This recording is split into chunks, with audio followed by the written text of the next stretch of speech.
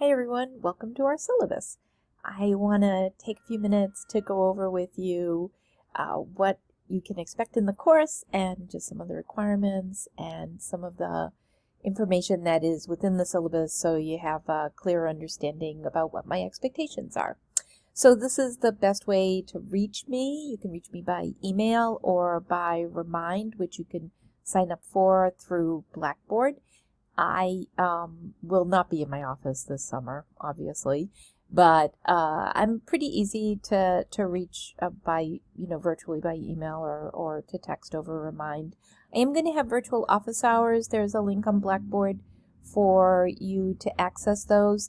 If you can stop by, that's great. It is absolutely not required. It's really just there for you to either come by and say hello or to ask any questions that you might have about the course. So I'm doing one at the beginning and then one towards the end of the course. They worked pretty well in my classes during this past semester, though of course those were synchronous. This will be completely asynchronous, but I wanted to give you an opportunity to check in.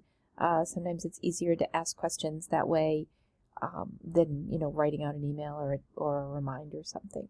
So I look forward to seeing you if you can come by then. So these are just some quotes and things that I find meaningful, and I hope you'll like. Our course description. We are aligned to the ISTE standards as well as to the Massachusetts State Framework for Digital Literacy and Computer Science. These are the expected outcomes for the course. It's all that important stuff that the university wants us to put in there. And these are the resources that you'll need for our course. I'm not going to have a textbook for this course, but I am going to ask you to join ISTE because I think it's a great resource for you. And frankly, I can't find a technology integration or digital literacy text that I think really works well. The field changes so much. I mean, this past spring and COVID, and having to go to remote learning has changed our perspective in our field a lot. So no books are really covering that in the way that I would like to. So I would recommend joining ISTE. It's a much reduced fee of $75 as opposed to it's usually over $300. So I think you'll enjoy it. You get a couple of digital books with it.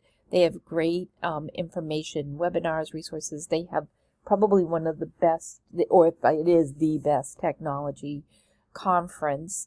And if it's ever, it's this, and for this year is planned for Anaheim, California, but it is every year, goes back and forth between the East Coast and the West Coast, and has actually been in Boston. So keep an eye out on it. It's well worth going to. So I also am going to ask if you can't, or if that's a problem for joining right now, just let me know that. I do want to have you do that as part of this course. I think you won't regret it. I am also going to use Google Docs and forms and sheets and everything, and I want you to access those through your BSU account. So even if you have an account through a Google account through your personal email or through your school, that's all great. But if you go through your BSU account, you never will have to ask me for permission, and you will have to wait till I check my email on my computer to give you access, because I can't give you access through one of my mobile devices. So it has to go through my laptop. So sometimes that's inconvenient for you. So please access through your BSU account. I'm going to also ask you to sign up for code.org, which is free, and we won't be doing any coding in this class, but I will introduce you to this curriculum, which is amazing and comprehensive and is pre-K through 12, and free. So thank you, Bill Gates, because that's who funds it. But it's really wonderful. And I'll be using a lot of different apps over the course of the semester and web-based tools. And so most of these are free, but there's a couple that you may have to pay a fee for, and I'll let you know that ahead of time. But probably the only one, so these we'll use Remind and Kahoot and Padlet, Google Expeditions I'll introduce you to, Flipgrid, which I would also use that through BSU because you get free access to the full Flipgrid subscription, so which is part of your BSU tuition. So that's kind of cool. And then I'm going to do some work with green screen. In a classroom, green screen works great. Kids love it, and it's a great way to engage students, all different types of students. I like doing, I think it's about $2.99 for the app, or it was when I bought it a couple of years ago. And it seems to, it's one of the ones that's always listed as being like the most user-friendly. But really, if you find a free one or anything else that you like to use, that is okay with me. It doesn't really matter to me. There's going to be an activity around that. And you can use anything you want for green screen. You don't have to buy a green screen. There's ways to do it yourself and make them on your own, and you are welcome to do that. I bought one a couple of years ago on Amazon. It was like $6.99, and it's great, but you know, really, there are do-it-yourself ways. And so I've listed a few different resources for finding out how to create your own green screen. And I will ask you also to download the ISTE standards, which you don't have to be a member of ISTE to do, but I will ask you to make sure those are available to you, as well as the Massachusetts Curriculum Framework for Digital Literacy and Computer Science. And this is the link to both of those. As a grad student, you're expected to be able to access peer-reviewed articles. You're all grown up and a grad student now. So some of you have been a grad student for a while. So I'm going to ask that you do some of that kind of research. So please make sure you're comfortable with Maxwell Library. They have lots of tutorials on how to get it in and work with their system, but they're also maybe the nicest people on the planet. So just, you can always reach out to them and tell them that you have assignments that come through my course. I'm also, the next piece of this is social media. I love Twitter especially. I mean, you know, not like the weird, crazy Twitter, but the Twitter that is education related. It provides tremendous resources for teachers that are shared all the time in a very free and open way, as well as lots of great research. So I'm going to ask you to establish a professional Twitter account and a professional Instagram, and use those. And to follow me as well, because I'll be putting up things that I think are interesting for you or helpful, and I'll use the hashtag ELED500, and you can look for that. I'm going to ask that you follow me by May 31st, and you add your Twitter and Instagram to our social media Google Doc. I'll put that Google Doc up on Blackboard this week. And it'll be the place where you share social media, as well as topics that you're going to be sharing in class that you're doing your own research on. So, and we'll go over that in a few as we go through the assignments. So really at the core of the class is this discussion. And in the discussion, you will both respond to each other's discussions, but you will also lead a discussion in a topic that you're interested in. And I'm going to go over the specific components of that in a few minutes.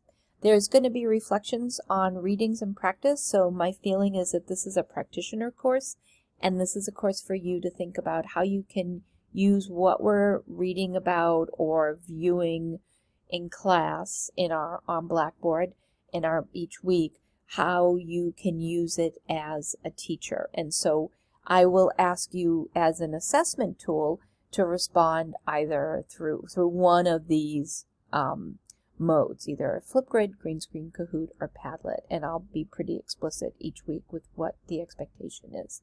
They're not really quizzes so much as guided reflections, I think, on them, and how you will use what you are reading. They are worth 10 points each.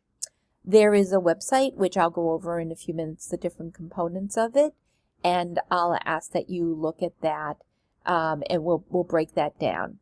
There is, at the completion of this course, are the professional development or technology in professional development presentation or the technology integration plan. You can choose whichever one of these you want to do. The professional development plan actually works pretty well for people who maybe do not have their own classroom yet. Maybe you're a recent BSU grad and you're doing your master's in the professional program. So you might want to create a professional development on a topic you're interested in, and that's something that you can just share with your with a principal, perhaps that you're in an interview with. You can share that with them and put it on your resume. The technology integration plan might work better for someone who knows they're in a classroom next fall and they want to plan their first semester for secondary people or the full year for early childhood and elementary people, and how you're going to use the technology we work on during this semester in your classroom. So hopefully these are very useful assignments for you. Hopefully all the assignments are very useful assignments for you. So this is the discussion. It's worth a quarter of your grade. I will post my introduction, which will be, and your introductions will be the first part of this. And the introductions will, they will be written and they will be video. I will post my introduction on May 25th and you will respond. And then I'll post the initial discussion, which will be a model for how to handle a discussion, on June 7th, which will be the beginning of week 2. And you'll be expected to respond to my posting as well as one of your colleagues' postings. And then the rest of this kind of discusses in detail what you need to do to lead a discussion, what it should look like. You can choose any topic you want. These are just a few of them. I'm kind of fascinated by TikTok right now. I mean, talk about your rabbit holes. But I know it's compelling for kids, and I know that people are using it in their classroom. So like TikTok and Snapchat and Instagram Live are all ways to maybe think about how to engage students. So that might be a topic, but all the rest of these are pretty fascinating to me as well. So I would say choose those or choose any other topic that you can think of and just run it by me. So you need to let me know your discussion topic by June 9th, and all of these are due by June 17th, so everybody has a chance to respond by June 21st. Here's a little hint. Whatever you choose for this discussion, if you decide to do a professional development, if you decide to do a professional development plan up here, a professional development presentation, my suggestion is you can double dip and pick something here to really develop this into a great professional development presentation, or make it an integral part of your technology integration plan. So if you're going to do something about STEM or STEAM programs, maybe that's something you want to do in professional development. Or if you're going to talk about social media as a teaching tool, you might want to then make that a very important part of your technology integration plan. So it kind of allows you to become really an expert in that area. So I really broke it down here as to what's due and when, so you can kind of see that and follow it along and put it in your own particular calendar. And then these are the details for the professional development plan or the technology integration plan and those due dates. I have a grading rubric for the discussion. You get 3, 2, or 1 points, or 0 if you don't do anything. So don't do anything. Don't do that. Don't get zeros. And then finally, this is my course schedule. This is the part that's tentative, because I want to be able to add in more timely information. So I'm going to stop here, and then I'm going to talk with you in the next video about the website. Okay, great. Talk to you soon.